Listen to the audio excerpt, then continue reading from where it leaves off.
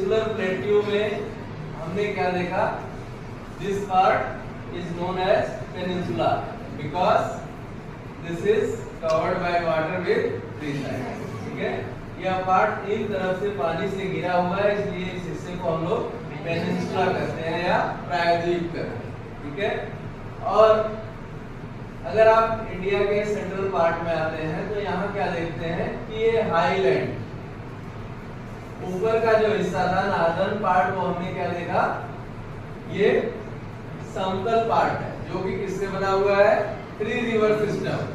कौन कौन? गंगा,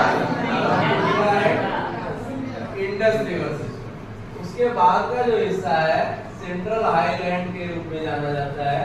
इसमें मुख्य रूप से मालवा प्लेट्यू और छोटा नागपुर प्लेट्यू।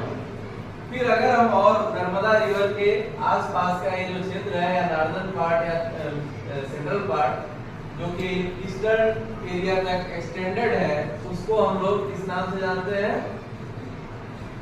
Central highland. ठीक है, फिर अब जैसे जैसे हम नॉर्दर्न पार्ट के नीचे यानी सदर्न पार्ट की ओर आते हैं नर्मदा नदी से, वहां से शुरू हो जाता है हमारा डेक्कन प्लेट। ठीक है, दक्कन का पठार। दक्कन का पठार में अगर आप देखें ये एक ट्रायंगुलर शेप का होता है। ठीक है, और इस ट्रायंगल में जो वेस्टर्न पार्ट है उसको हम लोग वेस्टर्न घाट के नाम से जानते हैं, और जो ईस्टर्न पार्ट है उसको हम लोग ईस्टर्न घाट के नाम से जानते हैं। वेस्टर्न पार्ट में कई पहाड़ियां हैं, उसी तरह से ईस्टर्न पार्ट में भी कई सारी पहाड़ियां।